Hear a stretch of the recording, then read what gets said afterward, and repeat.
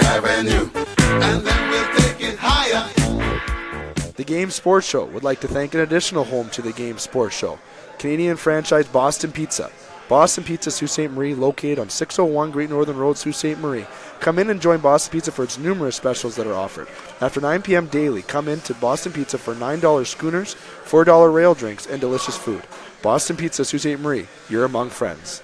Booyah, and it's time for the Game Sports Show. It is David McCaig here live on location at Boston Pizza, Sault Ste. Marie. It is Sunday, May the 27th, 2018. And as I said, we're live on location at Boston Pizza where it's after 9 p.m.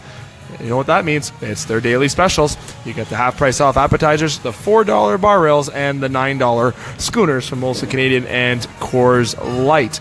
And tonight, we're having a very special edition of the Game Sports Show. Usually the show was on Thursday. We had a last-minute cancellation. Tonight, we're doing it Sunday, and the reason why we're doing a special edition this week is because something starts tomorrow.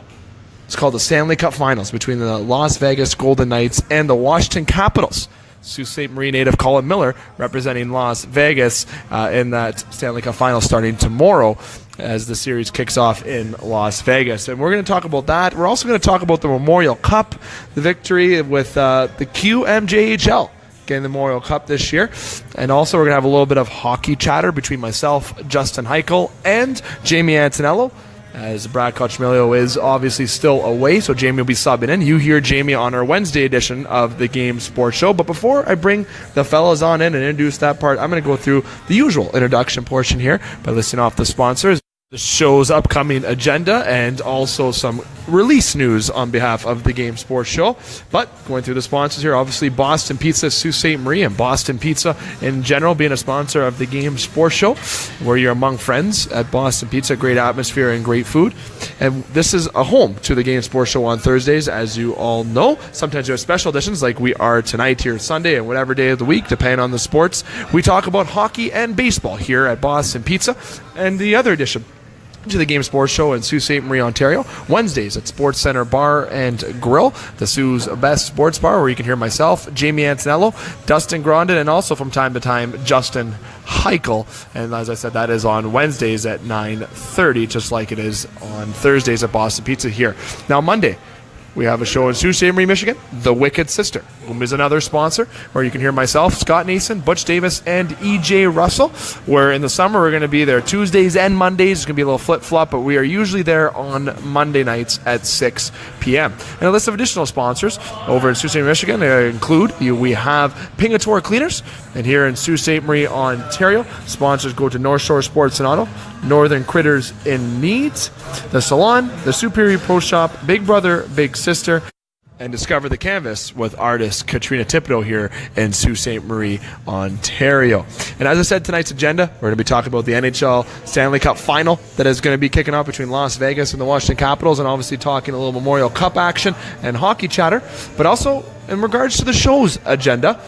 This week, we do not have a show across the river in Sault Ste. Marie, Michigan at the Wicked Sister, as it's Memorial Day weekend, so we'll be back in action on Monday next week. We do have a show Wednesday this week at Sports Center Bar and Grill, 9:30 p.m. We hear myself, Jamie Antonello, possibly Justin Hykel and Dustin Grana, and we also plan to have a special guest come on that show on Wednesday, and we'll get to that in just a few moments, more probably at the conclusion portion of this show. And then we'll obviously be here on Thursday this week at Boston Pizza again, and it'll be myself, Justin Hykel, hopefully Brad Cochmelio, and we also plan to have two guests. Those guests being Greg Hartsburg, former OHL coach and NHL coach. And we also plan to have Lane Burton come on the show as well this week. And as people recall, in the February 8th edition of the Game Sports Show, Lane is the one who predicted the Stanley Cup Final. And he got it correct. So obviously it'd be foolish to not bring in Lane and get his analysis and maybe see how he knew this was going to happen. But also he's a good friend and a listener of the show, and also related to Dane. So it makes me feel like Dane is in the presence, as well as Dane is over in Red Lake fighting forest fires, one of the analysts of the Game Sports Show. Now, just quickly before I bring in the fellas, we had our logo and our merchandise release. The shirts, as we discussed last week, are for sale. There is people reaching out for them, people that want to put shirts away, people that are going to be paying for shirts, buying shirts. But don't worry, even if I don't have shirts on hand, I get them made within 24 hours for you, and you can have them within the next day or two. And we accept either online payment through e-transfer or cash. It's $25 only for a shirt, and the proceeds going towards charity and those charities being Big Brother, Big Sister, Sault Ste. Marie, and Northern Quitters in need, both logos being on each side sleeve of the shirt, and obviously with the Game Sports Show logo on the front, and much thanks to Northern Signs and their logo being on the back. Northern Signs is the one who made the shirts. Walker Ahmed, who made the shirts. Thank you to Walker and Northern Signs. You can order those shirts online and get them through the Game Sports Show SSM at gmail.com, and pretty soon we're going to have a payment option through the website. The website being www.thegamesportshow.com, and you can also listen to previous episodes of the show on the website, or also by following us on thegamesportshow.podbean.com. Well, without further ado, let's bring in the fellas. Let's bring in the boy.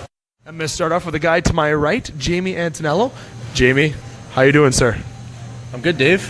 Happy to be here on our hockey edition at BP, and looking forward to watching the Cup final tomorrow. Absolutely. Stanley Cup final getting underway tomorrow in Las Vegas. Justin, the guy to my left, always to my left. Justin, how are you, sir? Oh, another day in paradise, buddy. Nice weekend we had here. Nice to be in here in the AC after roasting the last 2 days outside. It's been a surprisingly good weekend. It was supposed to rain this weekend. The rain did not come. It was sunny. It was great. I caught a lot of rays. Swam. It was humid. It was great. Fantastic. Can't complain. We don't see any snow on the ground, even though that shows that it's not hockey season when there's not having snow on the ground. But you know what?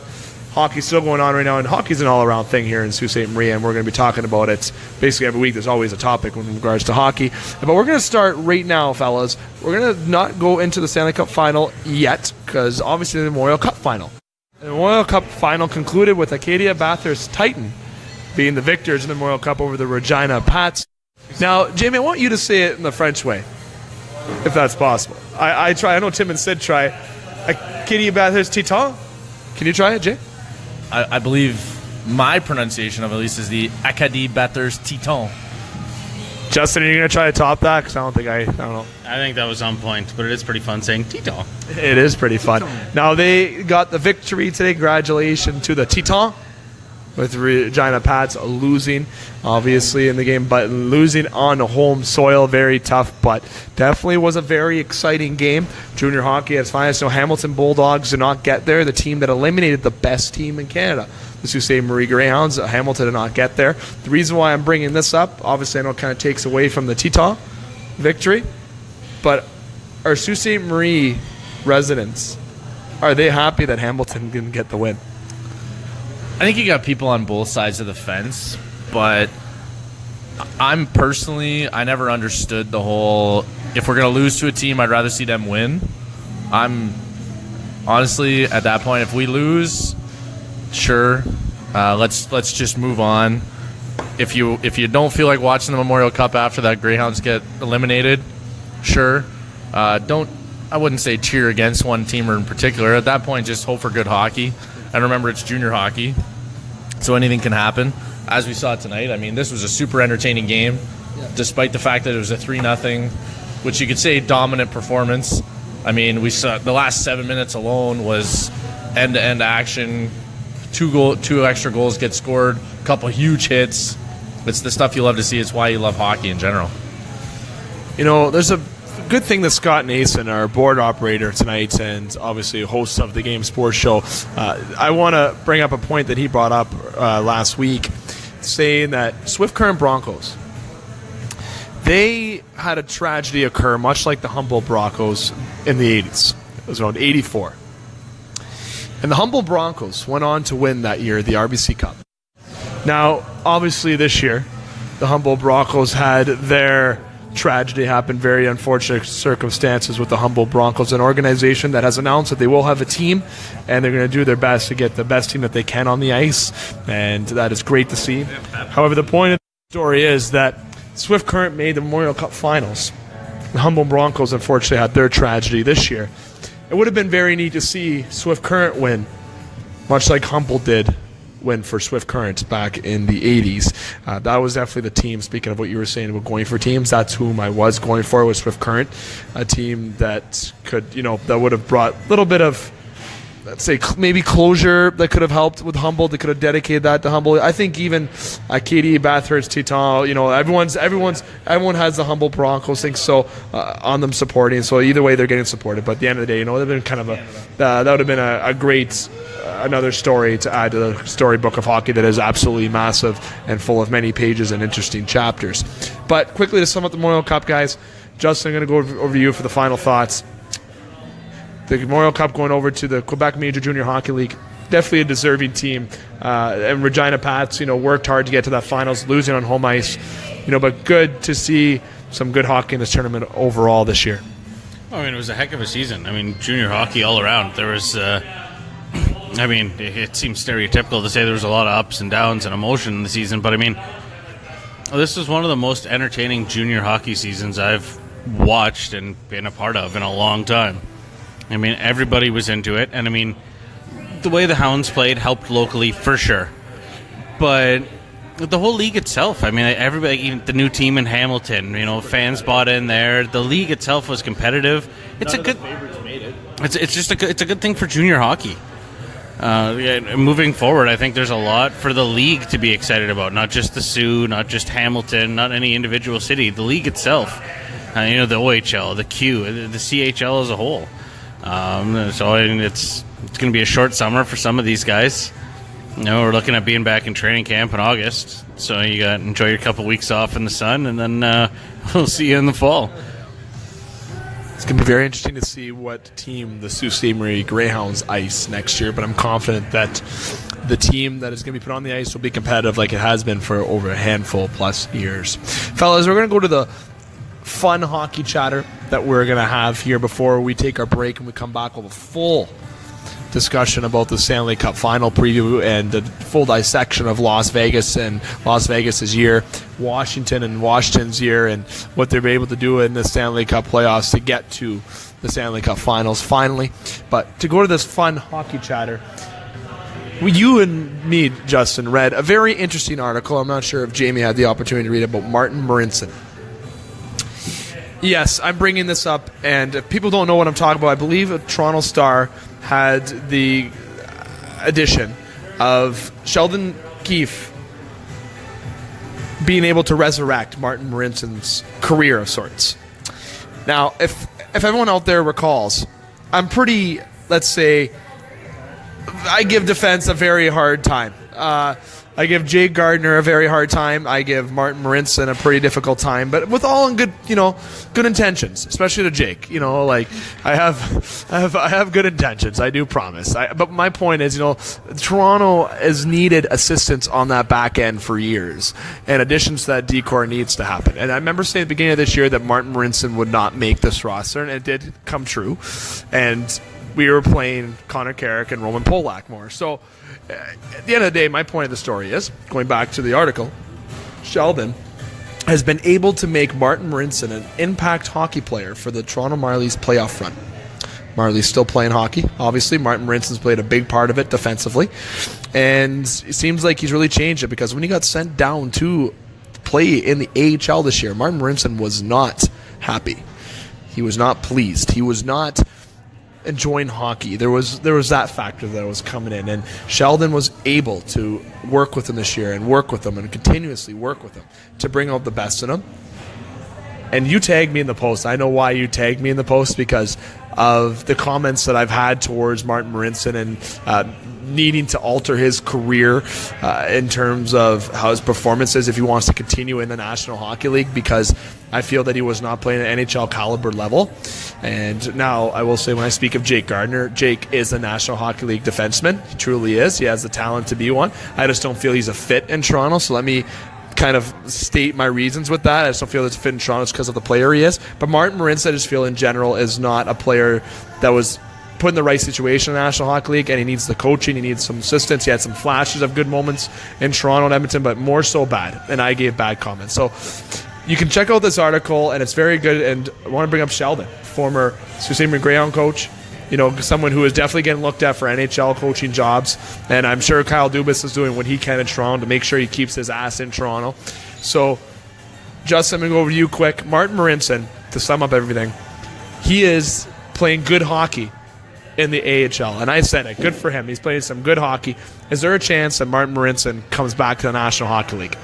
And I said National Hockey League. I didn't say Toronto Maple Leafs. Jamie and I were talking about this a little bit before you got here.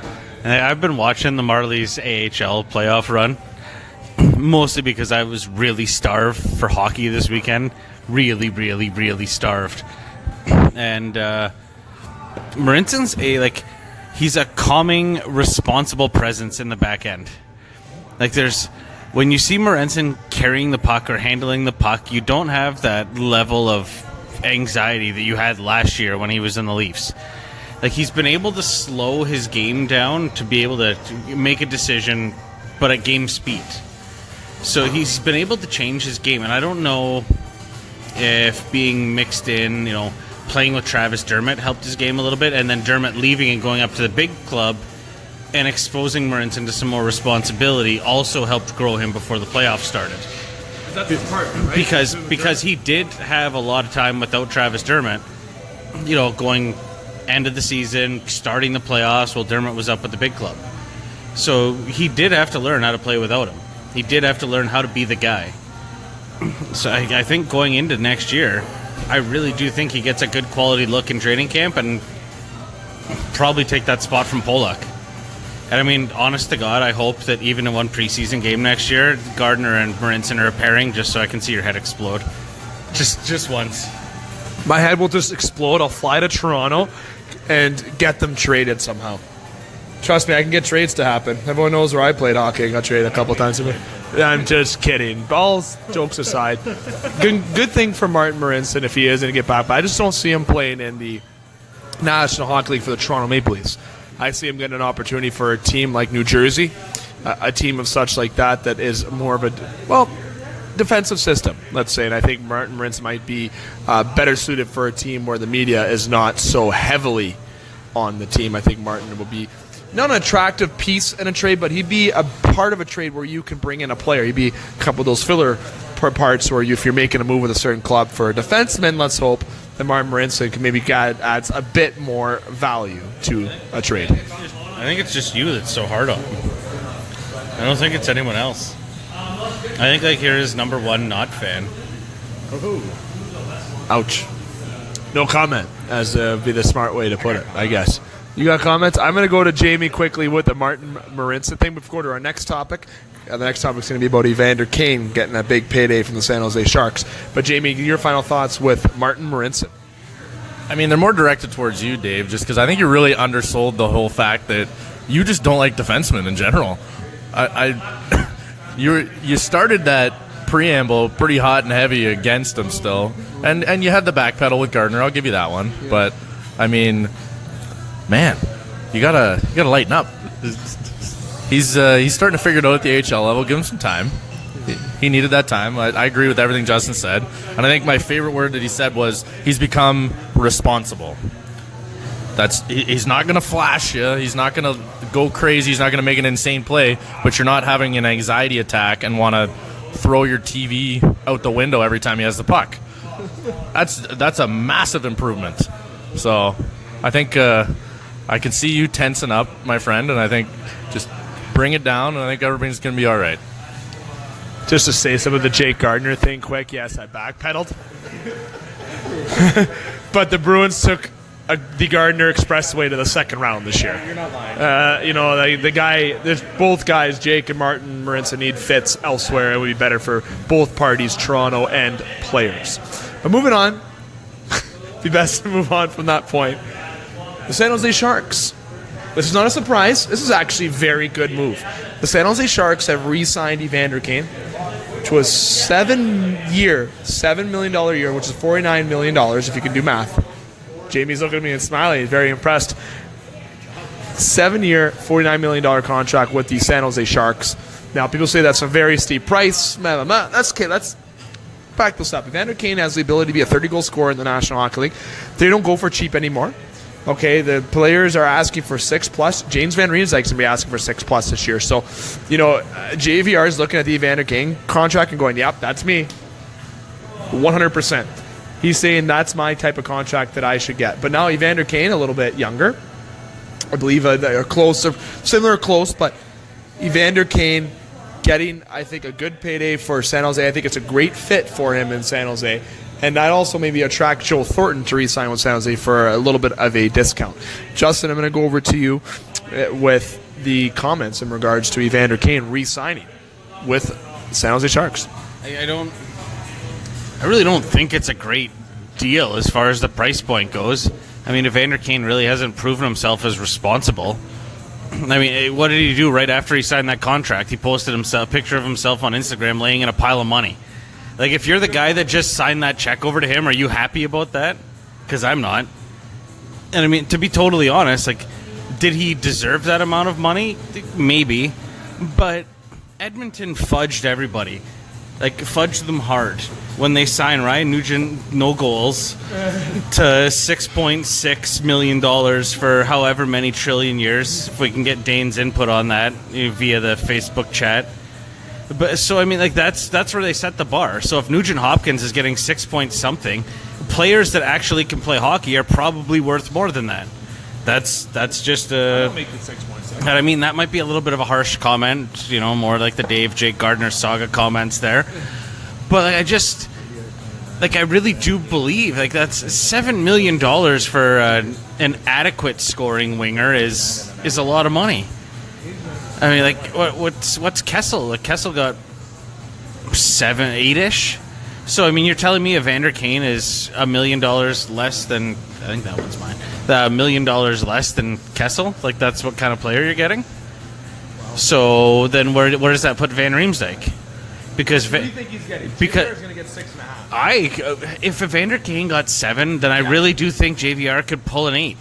I really do think he could pull an 8 by a team that's willing to woo him. New Jersey, the Islanders, probably the Islanders with Lamoriello's immediate attraction to JVR when he walked into Toronto, telling him he needed to change his number to make himself look bigger, and that's why he switched out to the 25 from the 21.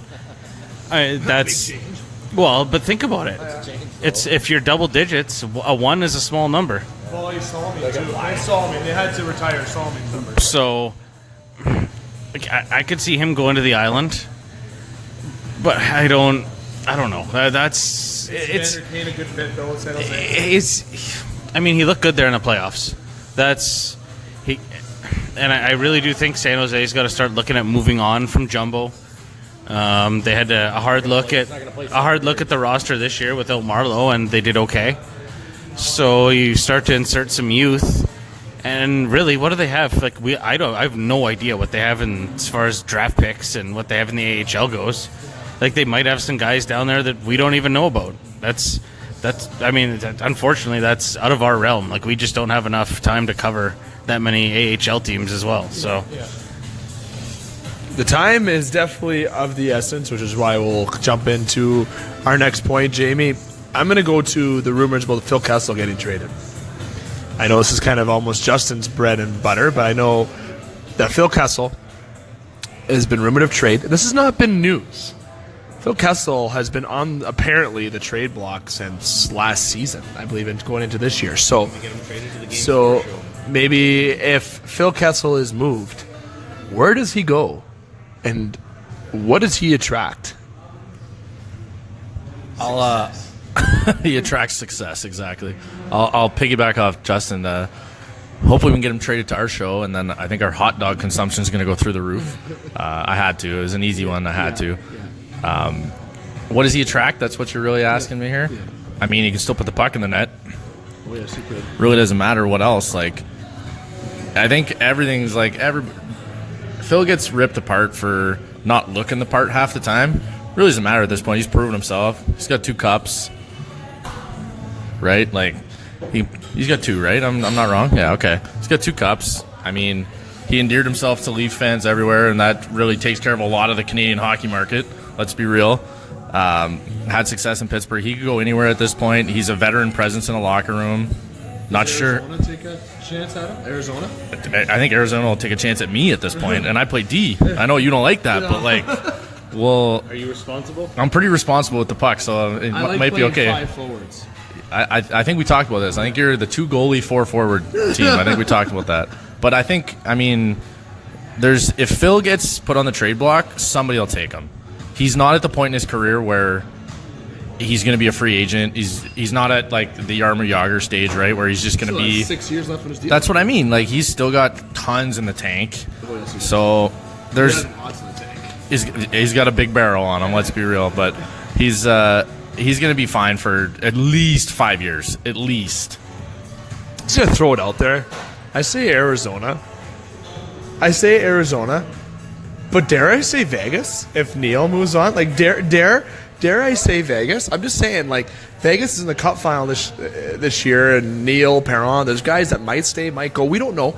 And the rumor mill has been very quiet in Vegas, and I love that because they don't know who's staying. They're saying, nope, we're not going to talk about it to the end of the year. Love it. I love that. It's not good for us because of our show discussing Vegas, but I can tell you right now that Vegas is probably going to lose some guys because they're going to get paydays. A lot of guys are going to get paydays, okay? And the only guy that I can basically see re-signing is James Neal in Vegas. I can see David Perron moving on. That opens up about $3.5–4 million or so. Vegas has a lot of room in cap. They have a lot of picks. That's why they're going to go after Carlson and Kessel. I'm saying it now. They're going to go after both of them. Are they going to get both? No, I don't think so. If they do, I wouldn't be surprised. But they're going to go after those two guys. And just like they should have went after Carlson at the deadline, I feel. Obviously, they didn't really need him because they're in the Cup final right now. But imagine if they did have Carlson right now. I'm just saying, going to be an interesting offseason. You got to say, Justin, before we wrap up and go to our break, it's going to be a very interesting offseason from a Leaf fan to a Leaf fan here. Even a Chicago fan to my right here and in front of you, Justin. Chicago has a little bit of changes that they have to make. They didn't make the playoffs this year. They're not really happy about not making the playoffs, but they want to stay status quo, getting young guys in the lineup. Toronto is on the front of Kyle Dubas taking charge. Hunter steps down, and Dubas has to redo the front office. He has to make moves on defense. May I say again? And different moves that have to happen in Toronto. There's teams that are going to be Pittsburgh staying underneath the cap, Vegas re-signing guys or bringing in guys. You have to look at San Jose if they're going to bring in Kane. What does that do for their roster? Are they keeping Joe? Are they going to make another run again this year? Does Anaheim open up for business because they had a very short playoff stint?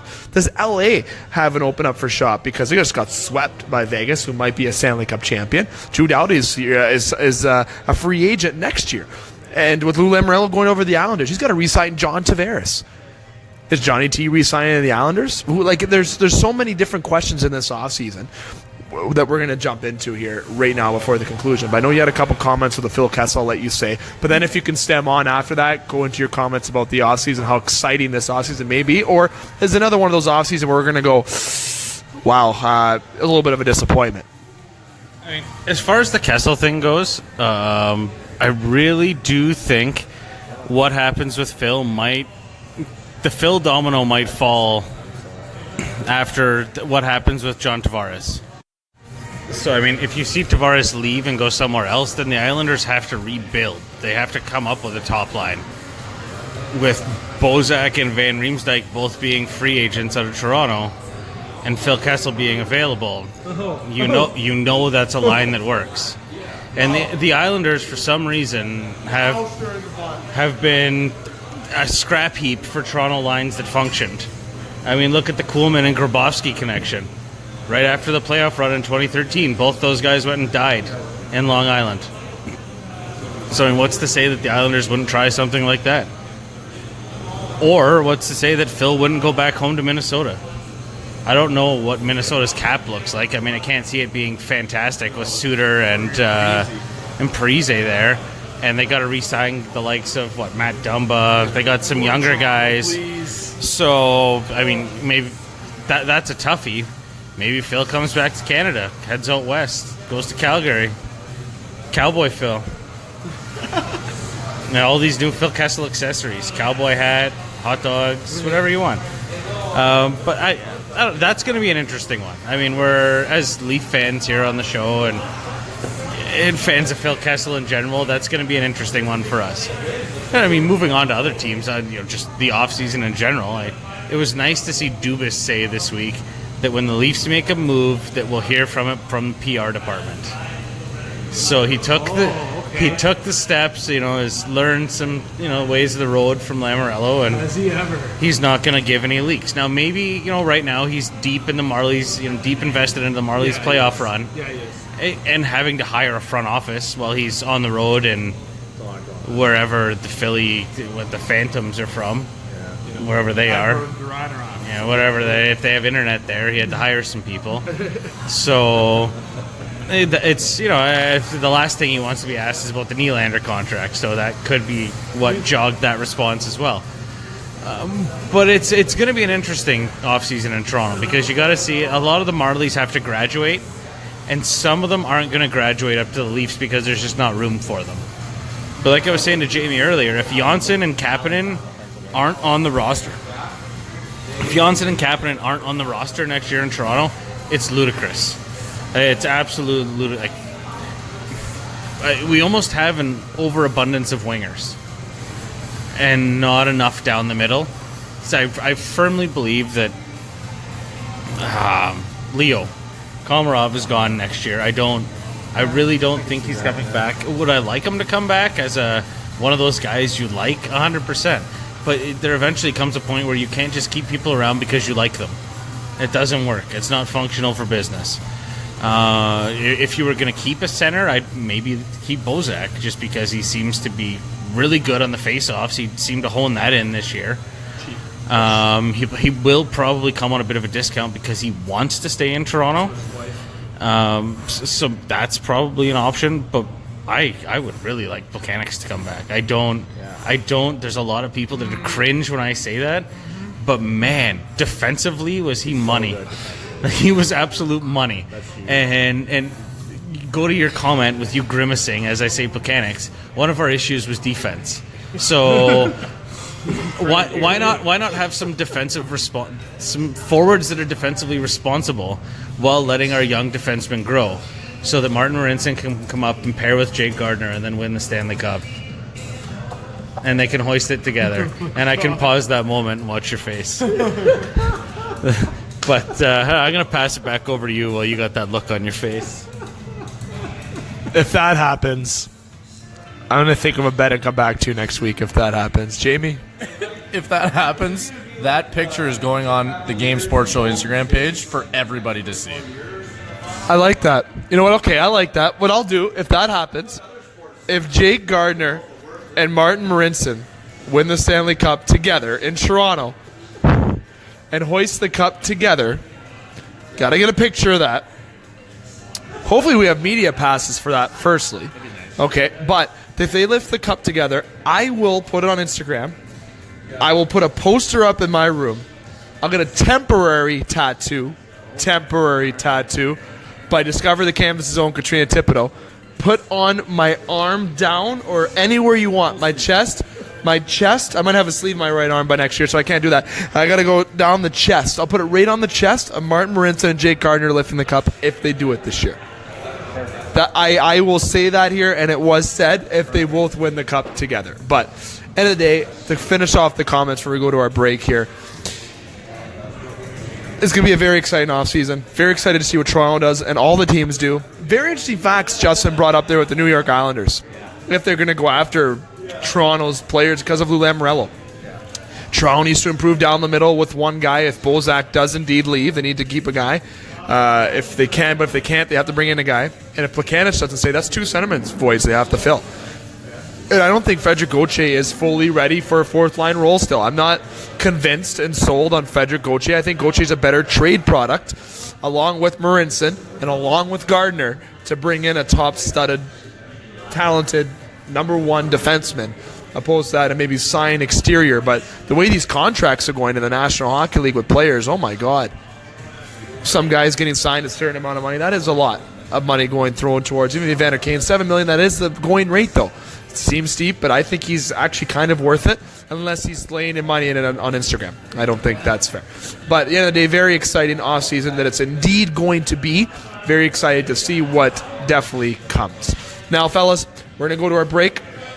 Come back, we're going to get to the big part of meat and potatoes of the show. We're going to talk about the Stanley Cup finals between the Las Vegas Golden Knights and the Washington Capitals. We're going to dissect a lot of stats, a lot of interesting stats, and one stat including Sault Ste. Marie own Colin Miller, friend and listener of the show as well. So we definitely don't want to miss out on the Stanley Cup preview 2018, courtesy of the Game Sports Show and Boston Pizza. But right back after these messages. The Game Sports Show would like to thank an additional home to the Game Sports Show, Canadian franchise Boston Pizza. Boston Pizza, Sault Ste. Marie, located on 601 Great Northern Road, Sault Ste. Marie. Come in and join Boston Pizza for its numerous specials that are offered. After 9 p.m. daily, come in to Boston Pizza for $9 schooners, $4 rail drinks, and delicious food. Boston Pizza, Sault Ste. Marie, you're among friends. The Game Sports Show would like to thank a list of additional sponsors. North Shore Sports and Auto, new location located on 647 McDonald Avenue, Sault Ste. Marie. A family-owned and operated business with doing business in Sault Ste. Marie for over 10 years. Loads of products available for your enjoyment for all seasons. North Shore Sports and Auto, we understand the importance of quality service and products, and we work hard to ensure that all customers have a positive experience before and after each and every sale. North Shore Sports and Auto, meeting all of your new and pre-owned equipment needs. Special thanks to Salon. The Salon, located on 589 2nd Line East, Sault Ste. Marie, Ontario. Owned and operated by Mike Cuglietta. Book your appointment today at 705-941-9191 or via online at https://thesalonsioux.as.me-. The Salon, making the Sioux beautiful, one haircut at a time. As well as a shout out to the Superior Pro Shop. The Superior Pro Shop, located inside the Community First Credit Union Superior Arena on 285 Northern Avenue East, Sault Ste. Marie, Ontario. Owned and operated by Jeremy Paquin and ran by Larry Monroe.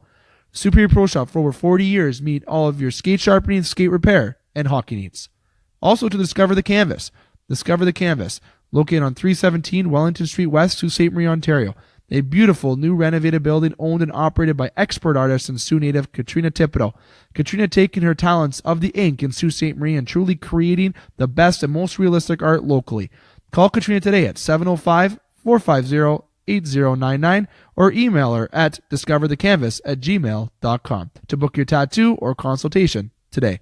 Thank you for tuning in to the Game Sports Show, broadcasting Thursday nights from Boston Pizza in Sault Ste. Marie, Ontario, and online at thegamesportshow.podbean.com. I hope you're enjoying the broadcast. Now, if you want to hear more of the Twin Sault's only local, regional, and national talk show involving the world of sports, I encourage you to visit our website, thegamesportshow.com. There you can hear a couple other broadcasts of the Game Sports Show. Monday nights, we do the game from the Wicked Sister on Ashman Street in downtown Sioux, Michigan, 6 to 7 o'clock on the radio. WUPN, Eagle 95.1 locally or online at radioeaglesioux.com. Now, the full 2-hour show can be heard on the podcast page of the game at thegamesportshow.podbean.com, or you can go to our YouTube channel. Just look for Scott Nason. In that one, as yours truly, along with Dave McCaig and our weekly contributors, Butch Davis from the Telegram News and Butch on Sports, along with EJ Russell on the Team Wireless Hot Seat. We focus on local, regional, and national sports, including high school basketball and hockey, junior hockey, Laker athletics, and the Detroit sports scene. And Mr. Electric Avenue, Dave McCaig, also broadcasts a show on Wednesday night from Sports Center Bar and Grill in Sioux, Ontario, along with his regular contributors, Jamie Antonello, Justin Hykel, and Dane Hantro. They focus on football with their In the Pocket segment, talking about the NFL along with basketball and the NBA, and other sports including tennis,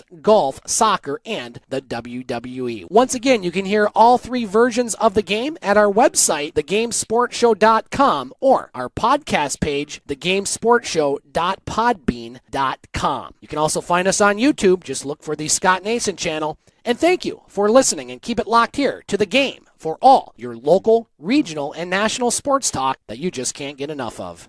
Get Wicked Catering from the crew at the Wicked Sister. We like to think of ourselves as foodies. While our favorite foods are paired with a beer tasting at the Wicked Sister, you can now have the same creative menu for your next catered business luncheon, family get-together, wedding, or holiday party. Our white truffle risotto appeals to your gluten-free and vegetarian guests. Add sautéed shrimp or freshly grilled chicken for a pop of protein. Or let us build you a custom menu to suit your needs. From plated events of 15 to buffets for 200, the Wicked Sister will cater your event with tapas, snacks, cravables, or a full sit-down dinner. The Wicked Sister, where you'll be treated like family, whether you like it or not.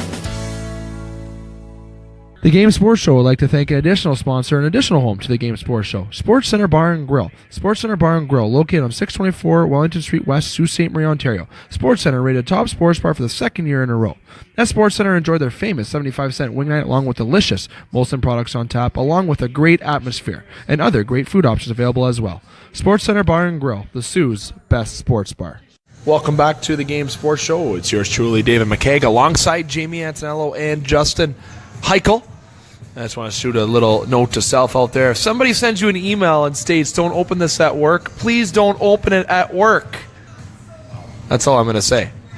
And no hints, no name drops or throwing things under the bus here on the game, but I thought I'd just throw that out there because it's our off-air conversation. Fellas, we're having a little bit of fun here tonight here, as always, at Boston Pizza Sault Ste. Marie for our special edition of the Game Sports Show for the Stanley Cup preview show, and also we obviously had a little bit of hockey news because we have to talk hockey news, and we did that at the introduction portion, as you just heard. But now we're going to get into the meat and potatoes of the show. We're going to talk about the Stanley Cup finals between the Las Vegas Golden Knights and the Washington Capitals. I just can't believe that came out of my mouth right now. And I'm not hating, I'm not doubting, I'm not saying. But if you would have told me at the beginning of this year that this would be the Stanley Cup final, I don't know. I don't know what I would have told you. The way I chirped defenseman, I don't know what I would have said. I think at the end of the day, I would have told you that Vegas is not making the Stanley Cup finals. I would have said Vegas is not making the Stanley Cup playoffs. There was bets on Vegas, 200-1 odds, if they're going to make the playoffs. And I think the playoff Stanley Cup was 500-1 odds, if my statistics are correct, something like that. And I remember joking with Justin, said, why don't we just throw $20-50 on there? Yeah, Dave, let's do it. Did we do it? No, we didn't. If we would have just thrown some money down on that, I could have paid off my debts that I severely owe. And even if I just wanted to throw $1,000 on them winning the cup, oh my God, I wouldn't have to work. Like for a while at least. I could just focus on I would just be able to focus on the radio career and then on the Game Sports Show opposed to working other jobs to get by in life. But back to the sports show here that we're discussing here.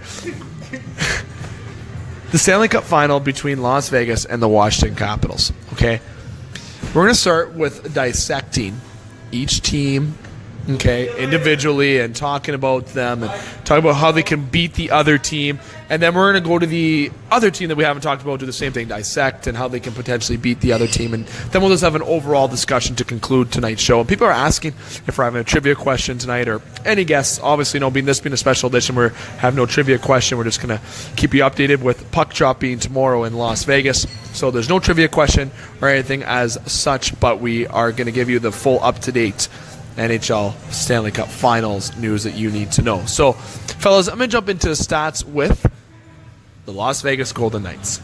I'm going to start with Las Vegas, and I want to bring up some fun facts here that I saw on good old social media today. Las Vegas Golden Knights, the total scoring for players on the 2017-18 Vegas roster. In 2016-17, this was a team. They would have had 182 goals, 234 assists, with 416 points. Now, obviously, they weren't a team last year. Okay, so jumping over to this year, them being a team, they had 278 goals, 429 assists, and 707 points. That is absolute insanity. Comments on these pages. The expansion draft was rigged. Must be nice to be able to draft top players or trade for first-round picks for players. Okay, hold on. I'm going to put the brakes on that. Yes, their draft, I felt, was very friendly towards Las Vegas this year. I did say that, but it wasn't that they were given white gloves, or it wasn't that they were given any favoritism or anything. This was the rule of this expansion, and they chose players that teams did not want. I'm going to mention some players that teams actually gave away for first-round picks and scored 30-plus goals. Okay? Jumping into the first stat. Obviously, we're going to start with William Karlsson. This guy played on Columbus last year, was non-factor with Columbus on this team. Wasn't entrusted by Torts. Wasn't entrusted by the organization. Columbus wanted Vegas to draft Karlsson, gave them a first-round pick, and gave them David Clarkson, and Leaf fans know exactly who that is. Now he's in the minors playing for Las Vegas' minor team. The guy had 6 goals and 19 assists last year for 25 points.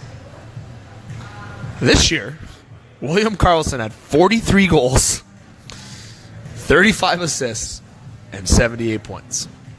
This was a guy that nobody wanted and was a second-chance player. So anyone tells me that's rigged, nah. The guy wasn't given a fair shake. He went and made his dues and proved how he belongs in this league. Good for William Karlsson. Sometimes coaches make players. And sometimes coaches make players, exactly. Just like Justin said with Glenn. Next player, Eric Haula, Minnesota Wild. Guy had 26 points, 15 goals, 11 assists last year. This year, 29 goals, 26 assists for 55 points. And the guy is an absolute stud on that team. And I think the guy that I'd like to give kudos to for notable is Alex Tuck. So there's guys that are given second chances and have capitalized. Let's go to Sault Ste. Marie's own listener and friend of the show and guest numerous times, and hope to have him on live on location with potentially the Stanley Cup beside him, which would be nice. 2016-17, the guy had 6 goals, 7 assists for 13 points for the Boston Bruins. 2017-2018 this year for the Golden Knights, Colin Miller has 10 goals, 31 assists for 41 points, and also is one of the top players on the team in terms of playing special team minutes. That's power play and penalty kill. Team that Boston did not want to keep. Where's Boston now? Same place as Toronto, I think. Riley Smith, Florida Panthers. He had 15 goals, 22 assists for 37 points. This year he had 22 goals, 30 assists for 60 points. And Riley Smith has always been a good hockey player. It's just Florida was not able to keep him. The way that expansion draft rule, now people say, well, that's a rigged rule. They're only able to keep a certain amount of players. They're able to keep 7 forwards and 3D. That is 2.5 lines and 1 goalie. Thanks. And 1 goalie. They're able to keep almost 3 lines and almost 2 pairings of defense. The average line, 3rd and 4th line, played less than 14 minutes a game. 4th line averages in the National Hockey League, I believe when I checked, was 11 minutes of ice time. Someone can confirm that down the road. Cool. Let me know. The 3rd line in the National Hockey League averaged about 14 to 15 minutes. Your 1st and 2nd line are the ones who play the majority of minutes, the majority of special teams. These were players that were not utilized on their team and that teams did not want to have. Riley Smith has always been a good hockey player, but he made it worth it on Las Vegas. I got to go a couple more players before I get you guys comments about these players getting second chances. David Perron had 46 points. He had 20 more points this year for 66, 16 goals, 50 assists, an improvement from 18 and 28 last year. Shea Theodore, 9 points, 2 and 7 in terms of goals and assists this year. 6 goals, 23 assists for 29 points. Nate Schmidt, love Nate Schmidt. We talked about this last year. Toronto was interested in getting him in the deadline last year, didn't he? He was a Toronto killer last year in the playoffs. He had a good went under the microscope last year in that round with Toronto. The guy had 5 goals, 31 assists, and 36 points this year, and also has had a good amount of time playing with Colin Miller. So, those are just to name a few guys. Vegas' success have been how they've had the second guys getting second chances, obviously, as we stated. This team is amazing to watch. Exciting to watch. I doubted this team. And the Flower is a Conn Smythe winner, win or lose the Stanley Cup Finals. I'm saying that right now. Fleury is winning that Conn Smythe trophy, win or lose. Justin, I'm going to go to you first.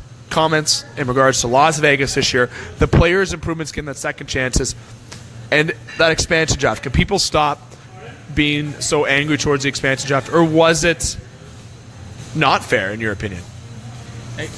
I don't. Enough with these comments where it wasn't fair. Enough with these comments where, this is rigged. This nonsense. It's not even nonsense. It's bullshit. It's bullshit garbage is what it is. Okay, what this is actually telling us is that this is how deep the league actually is. And this is how high quality these players are. Is that you can pick players from other teams' 3rd and 4th lines and build yourself your own 1st and 2nd and 3rd and 4th line that makes it to a Stanley Cup final. That's just how high quality these players are in the NHL. That's not a saying that the league rigged this draft for Vegas to win. This isn't saying that, these guys got second chances. This is just how good these players are. These are professional athletes that are professional. This is their job. This is what they do. And if you are passionate about your job, then you're good at it. Did these guys have a bit of the chip on their shoulder?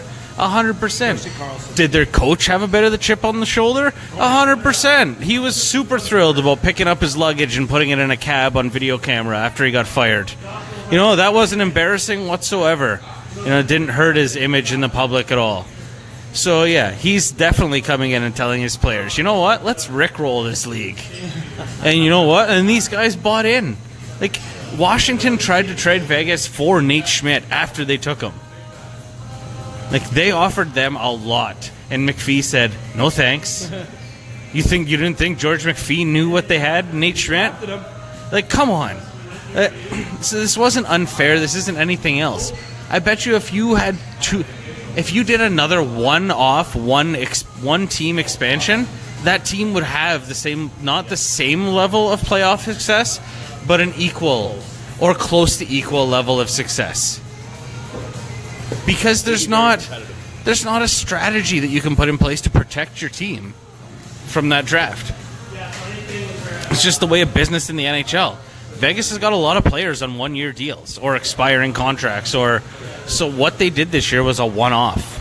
Like, are they going to be good next year? They're going to be okay. That's for any team that has 10 NHL-ready defensemen is going to be good, because there's 31 other teams in the NHL that don't have 10 NHL-ready defensemen on their roster. Like, there's certain advantages and disadvantages to the system, but it's not slanted and for Vegas to have this huge margin of victory over the rest of the league. I think there's a lot of good players in the NHL, and I think if they were to expand to Seattle or expand wherever next, that team is going to be equally as successful, just because the amount of good players there are in North America. There's a desire to play hockey in North America at a high level. That's not a bad thing. Jamie, I'm going to go over to you for your thoughts. And I think the best thing that Justin just said there was like the strategy of it. And sure, you know in your head, and Vegas did their homework. Like, they know when the expansion draft happened. Okay, we want these guys. These are the guys we don't think are going to be protected. We know who's not there, right? You have time to predict. It's not like the draft every year, right, where somebody gets taken right before you and you have to scramble to find a pick. You know everything in advance. That's their advantage. But it's going to run out. So many guys on one-year deals. So many guys that are going to get signed, going to get moved. Things happen. This is a one-off, 100%. And, I mean, I'm going to make my pick now. I think Vegas is winning the Cup. That's my pick right now. I think there's a reason they're riding this magic carpet ride. And sure, you can say Ovi's doing the same thing on the other side. I'm going Vegas. That's just what my gut's telling me. But are they going to be able to repeat if they win this year? It's going to be tough, I think. They're going to lose guys. They're going to try and bring some guys in. I think George McPhee knows what he's doing. I'll say that right now. And I think the Washington Capitals would agree. But time will tell. I think they're going to struggle for a couple years before it kind of settles out, and then they're back where the rest of the league is. And like you said, Justin, like Seattle or whoever it goes to next could be the same thing, right? Will they have the same success? It'd be very difficult to replicate what Vegas has done this year. I think we were saying off air before the show even started, everything they've done off the ice has been perfect. They've nailed everything. Social media, everything in the city of Las Vegas. Just, they've been so on point. And I'll bring up the fact that they passed a city bylaw to ban capital letters, which is hilarious. Like, I like it a lot. I think that's so funny and that's so good. Hashtag no caps is just exploding right now. I think that's great, right? So it's little things, and then, like you said, Dave, right? Flowers unreal. I think the comparable, right, is to Giguère in that 2003 Cup final, right? They lost. He still won the Conn Smythe. They show the comparable numbers-wise. Flowers got him beat right now in every category, except for wins. That's the only one he's down, but that's because he hasn't played a Cup final yet. So I'm picking Vegas. I mean, yeah, that's the bottom line. So the big thing is with dissecting Vegas here is that they had an opportunity to build a great team. They did. The expansion draft, a lot of teams did not have faith in players, and George McPhee did his homework. He knew what he was doing before he picked this team. You can hear Justin and myself having a live Facebook version of the expansion draft last year, who we predicted, and we were right about a few, we were incorrect about a few, but it made sense for the moves that McPhee did by bringing in guys. Look at all the first-round picks that he brought in this year. Like, what? Like how do you guys should be GM of the year. You're gonna have a GM of the year and coach of the year, potentially Stanley Cup champions, Conn Smythe winner, all in one room. And guess where the reward ceremony is? It's in Vegas. Vegas right now, I'm speechless. I am, not because I'm surprised there, because obviously the talent's there, but just a year ago, we were discussing how Las Vegas was going to have struggles, like Nashville did, Minnesota, Columbus. They are not having any struggles. There has been no flaw. Their biggest losing streak this year is 3 games, and it happened twice. That's it. They won games. They never lost. There was points in the season, a handful of times, where they didn't lose more than 2 in a row. This team is won 50-plus games in their first year in the National Hockey League. It took Toronto almost 100 years to get the franchise record of getting over 45. Okay, I understand the people's views about how they've had different standards on this expansion draft, how they were favored. No, they were not. Teams did not want these players, and Vegas took them, and they were licking their chops. And this year, all season, they went through goalies. Fleury got hurt. Subban got hurt. Oscar Dansk was there. Maxime Legacy was there. There's different guys that played, and they still finished just as high as basically Nashville and Winnipeg did in the West. They have home ice advantage in the Stanley Cup final against the Alexander Ovechkin Washington Capitals. I can tell you right now, Las Vegas has defied all odds this year, and the big dissection summary of this team is second chances. People do capitalize on them. That's my caption for that. Hashtag no caps, sure. Hashtag second chances. I'm going to go with that with a lot of their players. Flower was given to them, I believe, was the only player I feel that was given to them on a platter because Pittsburgh had to keep him. They had to keep him. I doubted it last year, if you remember correctly. I did doubt it last year at SportsCenter Bar and Grill. It said Pittsburgh should trade him to get value, but what happened to Matt Murray?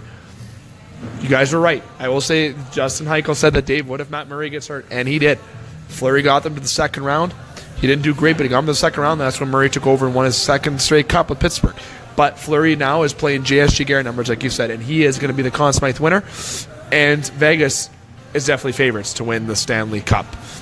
So to dissect it all, hashtag second chances. Millsy, pulling for you, buddy. Keep up what you're doing, too. I'd like to see you have that Stanley Cup here in Sault Ste. Marie on the Game Sports Show live. Now, fellas, that's a bit of Vegas states. We're going to jump over to the Washington Capitals, okay? Now, I think it's obvious where to start with the Washington Capitals. The Washington Capitals beat Pittsburgh to get here. Okay, let's start with that point. They got past the Pittsburgh Penguins in the second round in overtime with Kuznetsov getting a pass from Ovechkin and going 5-hole on Murray and doing his little bird flap celebration. And you know that's about 10 years of emotion behind that for the Washington Capitals and Alexander Ovechkin when he used to have non-gray hairs in his hair back when it started. This whole 10-year run against Pittsburgh started. I like gray-haired Ovi.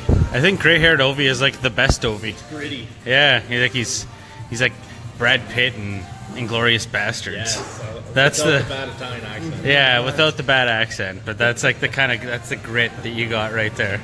I like that. Here's salt and pepper. I can go salt and pepper with Alex Ovechkin. As I look at a picture right now of Devontae Smith-Pelly giving Colin Miller a high stick right to the chops right now. Just looking at different social media things. George McPhee is the GM of Las Vegas. As we said, former Washington Capital GM was let go. And Washington spent a lot of money, because we're talking about Washington, bringing in players. Shattenkirk last year. They brought in Oshie, who's still there. They've been trying to win for years. And last year, everyone thought that last year was their year. They went against Toronto in the first round. They didn't get by them easy. It took 6 games, and it took overtime in that 6th game. And they had overtime every game except one, I believe, in that 6-game series. So I can tell you right now that this year is their best all-around team. And Vegas has proven that. Hamilton Bulldogs proved that in the OHL too. You don't need all the talented guys. You need the right guys. Does Vegas have an Ovechkin? No, they don't. William Karlsson's playing the role of Alexander Ovechkin, but no one had him pegged to be Alexander Ovechkin this year. James Neal, the real deal James Neal. Okay, there is a guy that is a good elite power forward, but he's not that guy that you're picking over. I'm sorry, I don't think I would have picked I wouldn't have picked James Neal over James Van Riemsdyk this year. Obviously, I wouldn't have picked him over Jamie Benn either, but I don't know if I would have picked him over JVR going into this year, to be totally honest with you. But now I would probably pick James Neal because of the impact that he's had on Vegas. It's the fit. It's still close, but end of the day, there's guys on this team that are not Alex Ovechkin, Sidney Crosby. There's guys that are the second, third line guys, and that's where Ovechkin right now, because we're dissecting Washington here. Alexander Ovechkin has stepped up in this playoffs. Kuznetsov has stepped up. And the big part of why Washington's in the Stanley Cup Finals right now is Braden Hope these last 2 games against the Tampa Bay Lightning. He actually played a very good game. He did not have the best year. He wasn't even starting in games in the playoffs this year. He started to turn things around. There's a guy that was in the Vezina running for years and been one of the best goalies in the National Hockey League for the last handful of years, up there for sure. big part for Washington is this year they've had a lot of question marks in goal. Defense, they have a lot of young guys like Bowie. They have a lot of Orlov. They have a lot of guys who stepped up. Statistically, the offense is awesome with Kuznetsov, Oshie, and Ovechkin. And they've proven that they have this offense. Special teams are fantastic with Washington. Still got Carlson there. They have a lot of talent on that team. But you got to agree, the question mark has been in goal for them. But maybe Hopi has silenced that a little bit, Justin? I mean, this back-to-back shutouts kind of lead me to believe that he's maybe figured it out a little bit. That was convincing. I really don't know how else to put that. I wasn't expecting Washington to succeed as much as they did. I'm still a little surprised. I'm more surprised that Washington is where they are than Vegas is where they are, if that puts things into context for people. Just because I don't even when I dissect this looking at games, or I dissect this on paper, it doesn't make sense to me that Washington is where they are. Aside from heart, the guys wanted it, and that's how they got there. Because last year was the year that Washington was built to get to the Stanley Cup, not this year.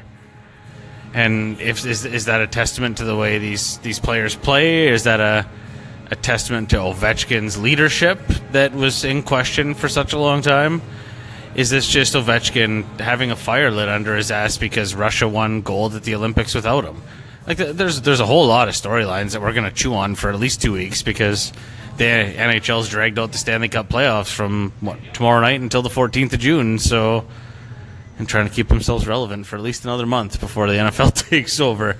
But no, I don't know. It's going to be good.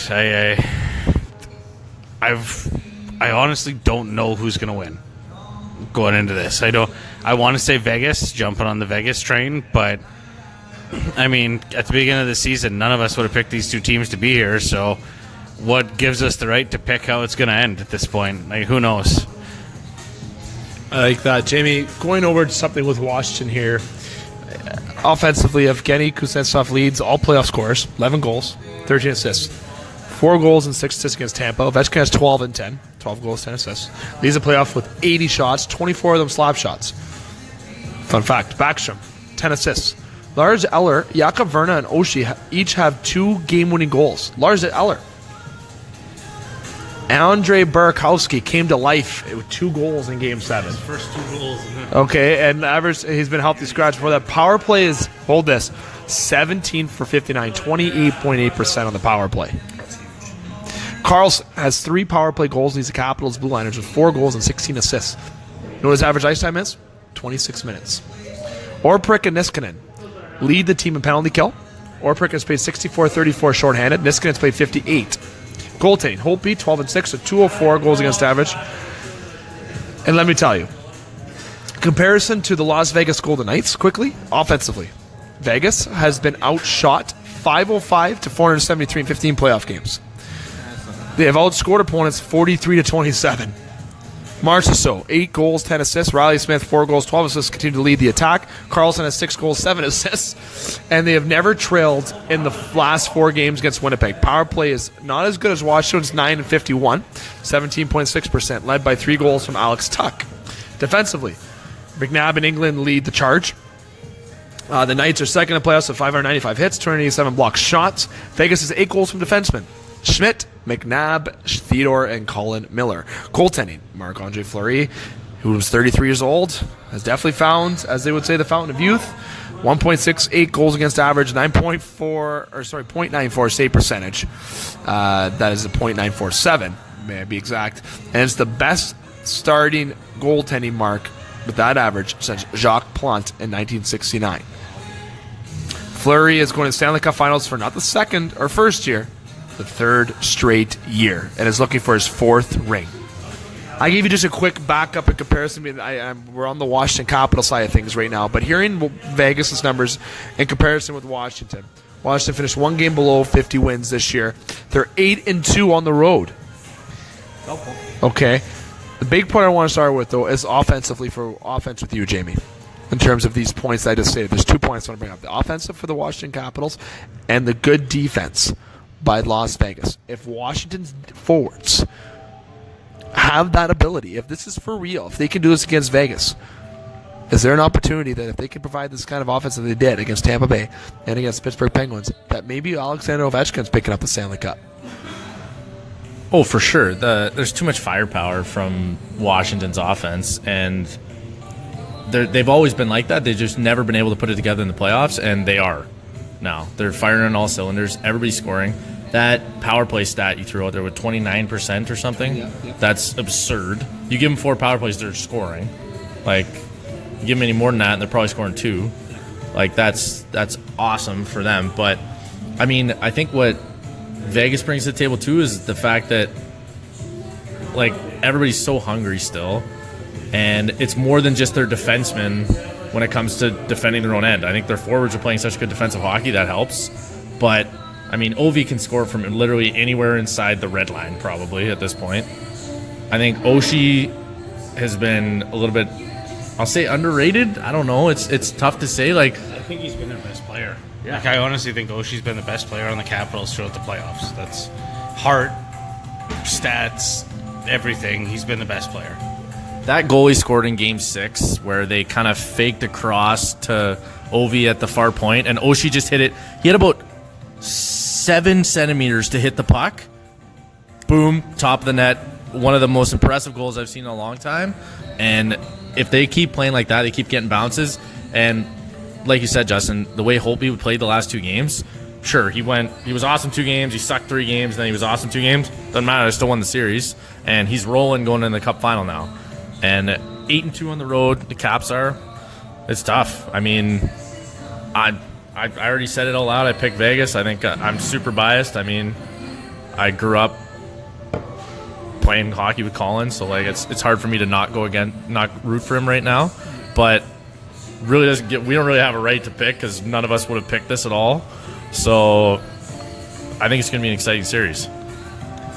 Definitely going to be all around exciting series. There's definitely going to be a battle, I think, between Fleury and Ovechkin. Fleury is no stranger to Alex Ovechkin. Pittsburgh years, eliminated him for years. This is like a storybook kind of Stanley Cup final where you wouldn't have predicted these teams being in the Stanley Cup final. You wouldn't have thought that Vegas would have been able to do as impressive as they've been able to. Washington defeating Pittsburgh. There's a lot of things in this playoffs that have been able to keep it interesting. But the big thing that I want to say about this is we get to see a different team win. Now, if Toronto won the Cup 5 times in a row, I wouldn't be complaining. I'd be happy. Okay, so be pretty biased there. But I'm happy to see that we're not going to be seeing number 87 lift the Stanley Cup this year. I'm excited to see potentially number 5, Derek England, Las Vegas owned, to lift that Stanley Cup. Or, of course, Alexander Ovechkin. Can you imagine Alexander Ovechkin's excitement going to that Stanley Cup? Can you just imagine and picture him right now? I can picture him going to that Stanley Cup right now with a smile beyond his eyeballs. No teeth, mind you. Gray hair. Literally because he's so stressed out because of the last few years. And wouldn't that be a good moment? But I'll see Colin Miller lift that cup. Colin Miller lifting that cup. I'm still excited to this playoffs, Stanley Cup final in general. Jamie, you got some stuff to add? You brought up the way Ovi would react with the cup. I think he just put down the Prince of Wales trophy yesterday.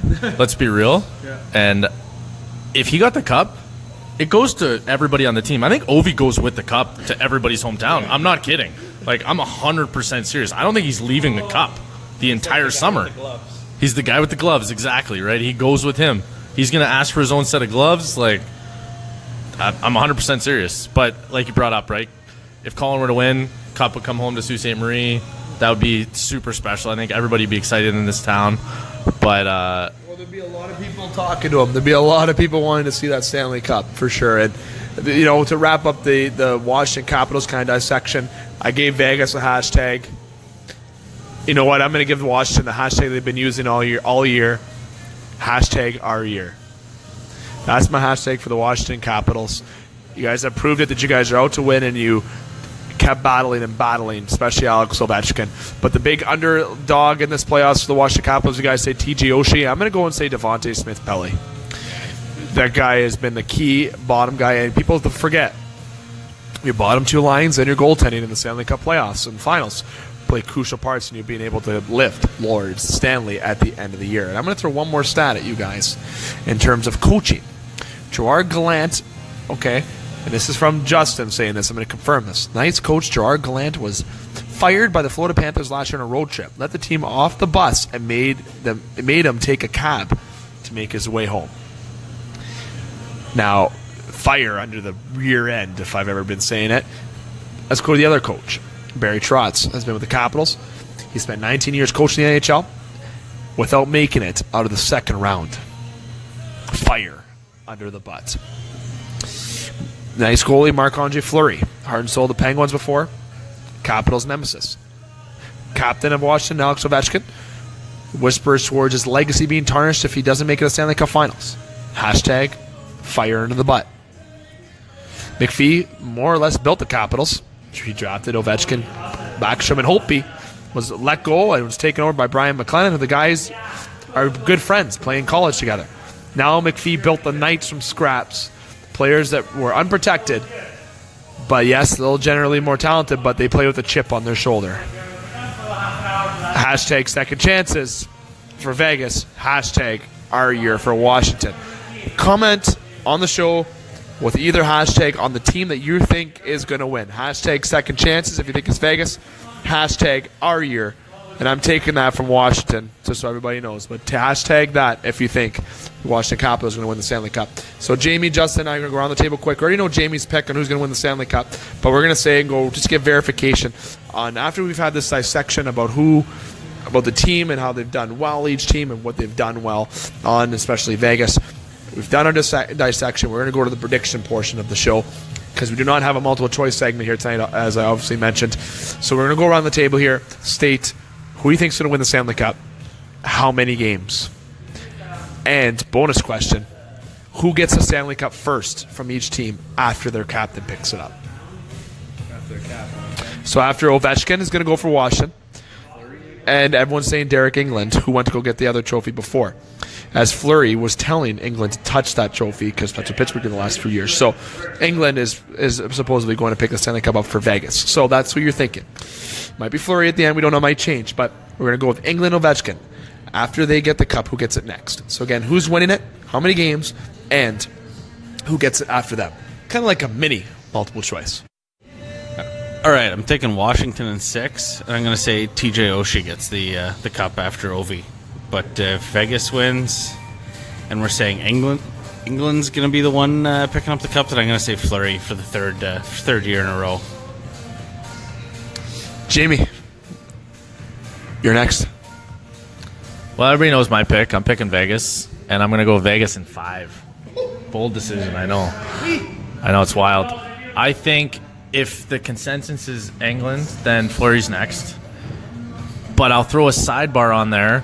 With the way Vegas has played, I think whoever makes the biggest play in Game 5 for them to close it out is getting it second.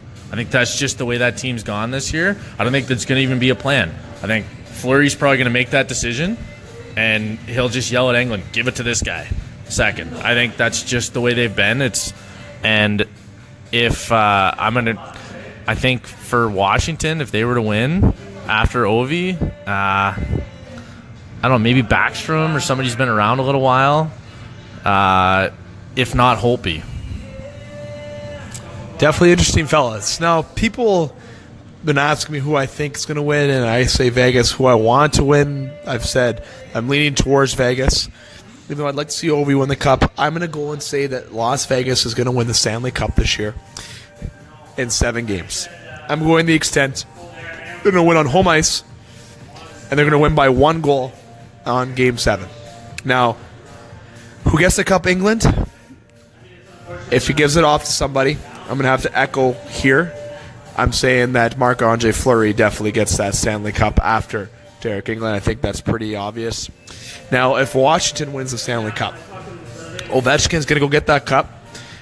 And you know who he's going to give it to? He's going to give that Stanley Cup to Barry Trotz, the head coach.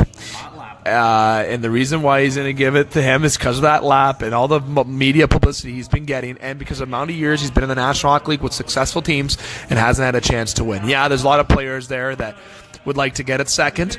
Obviously, Oshie or Backstrom or Holpe. There's a lot of Carlson. There's a lot of guys that have been through this run with this team. However, no.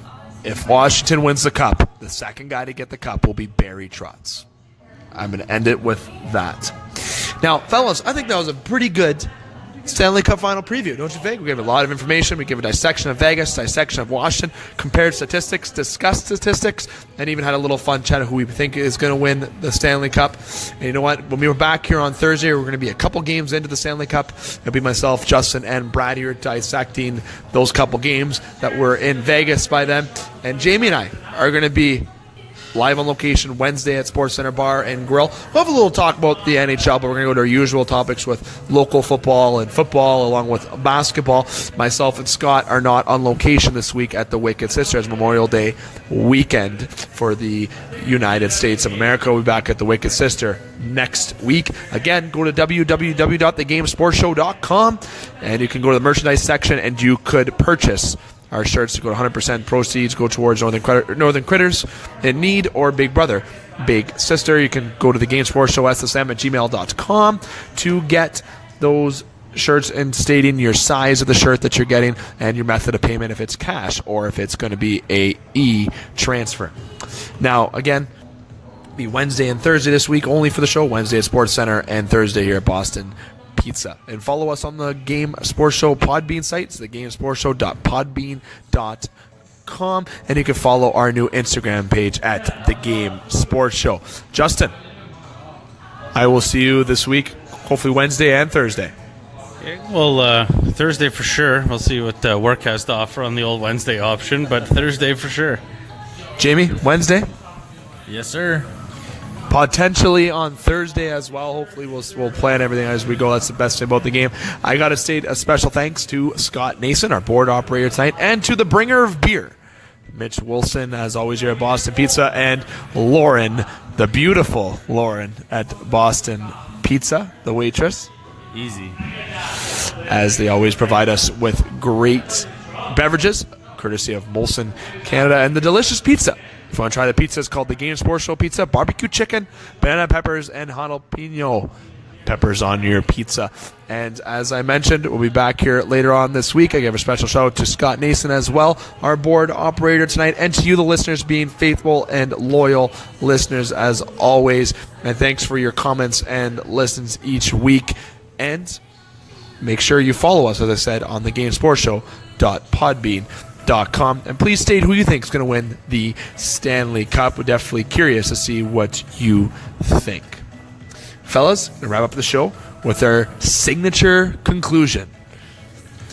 Keep your stick on the ice, swing your bat, catch your touchdown, drain your threes, and shoot your shots. Booyah.